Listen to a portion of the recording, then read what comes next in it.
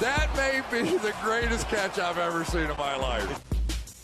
All right, guys. Again, I want to apologize for the low quality. I want to apologize for the audio as well as the background.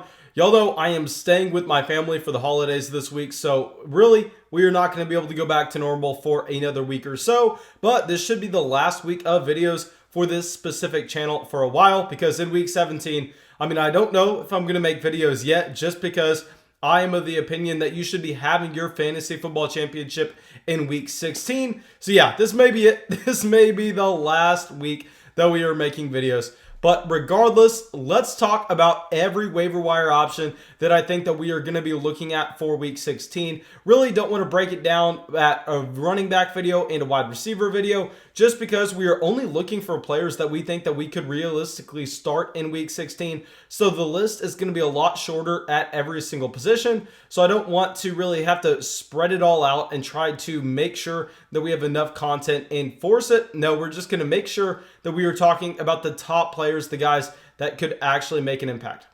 Well, let's start it off at the quarterback position, and let's start it with a player that y'all know I have been so excited about ever since he was announced as the starter, Jalen Hurts. I don't understand why, but Jalen Hurts right now is available in about 40% of Yahoo leagues.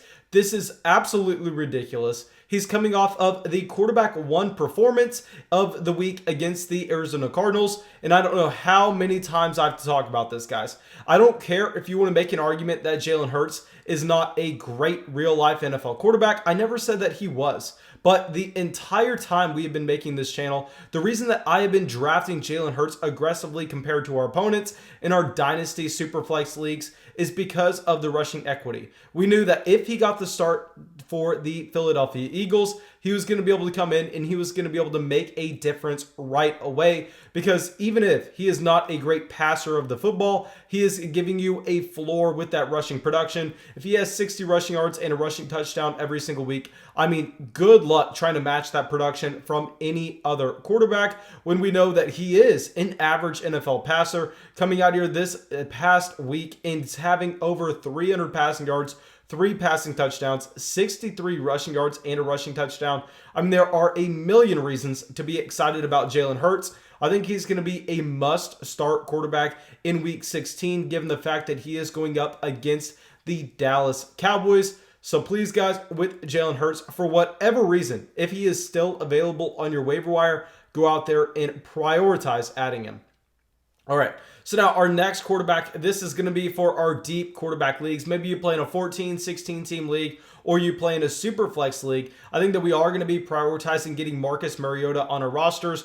Right now, it looks like Derek Carr should miss week 16, and the Las Vegas Raiders are going up against the Miami Dolphins. And while Marcus Mariota is not going to be one of the best quarterbacks in the NFL by any stretch of the imagination, we know what he is going to do is he is going to provide us that rushing production, just like we talked with Jalen Hurts. I don't think the same type of rushing production is going to be there in terms of his floor, but he's coming off a game where he saw 88 yards on the ground. There are another million reasons to be willing to pick Marcus Mariota up off the waiver wire. He's going up against the Miami Dolphins in week 16, but this is going to be specifically for deep quarterback leagues. All right, so now our next position that we're going to talk about is the running back position. The number one pickup for the week looks like it is going to be Le'Veon Bell. Okay, so with Le'Veon Bell, he just saw 15 carries, 76 yards, a touchdown, and a reception in this game, which, yes, is a very impressive stat line for the running back that I had given up all hope for. But the reason why we're excited is because Clyde Edwards-Helaire suffered what appears to be a serious injury at the end of the Kansas City Chiefs game this week. I am recording this on Sunday night, so right now there is no clarity on the Clyde Edwards-Helaire injury. But Andy Reid said after the game that he is most likely going to be missing week 16, and they are going up against the Atlanta Falcons. Y'all know that I said the starting running back for the Tampa Bay Buccaneers, whether that was going to be Leonard Fournette or Ronald Jones earlier on last week, was a must-start player for us, given the fact that Atlanta Falcons defense is so easy to go up against. So if Le'Veon Bell is going to be jumping up into a feature down role here, I think that we look at Le'Veon Bell as a high-end running back too, if he does get the start in the majority of the touches in this backfield. All right, so now let's go to our second running back. Honestly, another fantastic option here with Tony Pollard.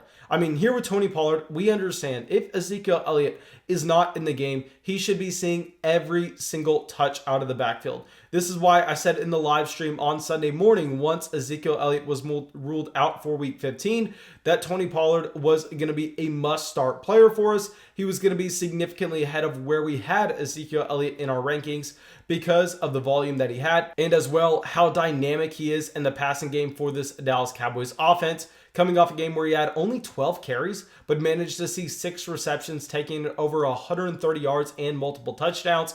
I mean, extremely impressive performance by Tony Pollard. Plays the Philadelphia Eagles in week 16. Not necessarily the best matchup for him, but we know that he would get the majority of the usage. All right, so now our next running back that we are going to talk about, another player that is honestly someone very intriguing, and this is going to be Salvon Ahmed. So obviously with Salvon Ahmed, we are going to be expecting Myles Gaskin to start over him if Myles Gaskin is taken off the COVID list. But as of now, we don't know if that is going to happen. And Salvon is coming off a performance where he saw 23 carries, over 100 total yards, a touchdown, and a reception. I really did not think that he was going to be getting this 3-down usage for the Miami Dolphins, but that's exactly what he had. And in week 16, the Miami Dolphins have a good matchup against the Las Vegas Raiders. So here, despite me being way too low on him initially, I think with Salvon Ahmed, we are going to have to be bumping him up our rankings. All right, so now our next position that we are going to cover is going to be the tight end position with another player that I was way too low on this past week, Logan Thomas. Okay, I was very surprised to learn that somehow Logan Thomas is available in almost 40% of Yahoo fantasy leagues. I mean, coming off a game where he saw 15 targets, over 100 yards, and 13 receptions. And now we've had a good sample of Dwayne Haskins really looking to lean on the tight end for this Washington football offense. They're going up against the Carolina Panthers in week 16. Not a matchup that we are particularly scared of. And you are very rarely ever going to find a tight end seeing that amount of volume in his offense. I mean, there are a ton of reasons to be excited about Logan Thomas now. I think this adds to them. So please, guys, if for whatever reason Logan Thomas is available on your waiver wire, you need to pick him up. I mean, really, the only clear plays that we can say are over Logan Thomas at this point would be a Travis Kelce, then a Mark Andrews, and then after that, you can make an argument for any other tight end pretty much. Okay. So now the next position we're going to talk about is the wide receiver position.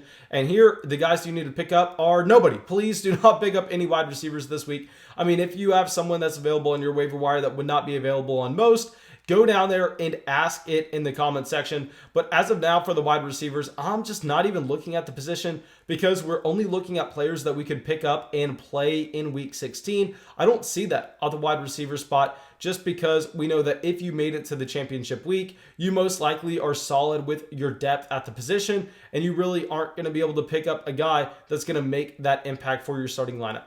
All right, so let's round it out and let's talk about our last position, and this is going to be the DST position. And our first option is going to be one of the highest options this week. It's going to be the Cleveland Browns against the New York Jets. And I know the Jets actually had a very impressive game against the Los Angeles Rams where they got their first win of the season. I mean, hilarious for Jets fans. They get a win and they possibly lose Trevor Lawrence. We're going to have to see what the last 2 weeks bring. But oh my gosh, I cannot believe the Jets got a win. I mean, they literally kept Adam Gase on that team just so they could tank to get Trevor Lawrence. But apparently, Adam Gase can't do anything right.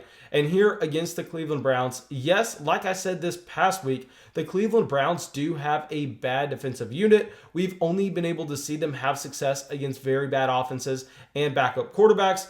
But that's exactly what they had this past week against the New York Giants, which is why I advise picking them up and playing them. And then going up against the New York Jets, I think they carried that momentum over. I think that the New York Jets aren't going to be able to come out here and be able to move the ball down the field like they did against the Los Angeles Rams. And the Cleveland's DST is going to be a solid option. All right.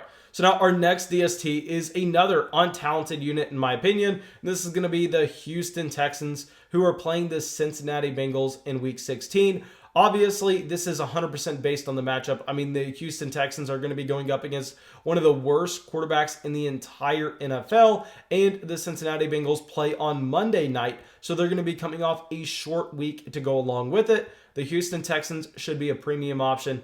Now, our last defense that we're going to talk about is most likely rostered in your league already, but I just want to point them out just in case they are not. The Los Angeles Chargers are going up against Drew Lock and the Denver Broncos offense. And clearly, Drew Lock has provided us nothing so far this season to be optimistic about, and the Los Angeles Chargers are a very talented defensive unit.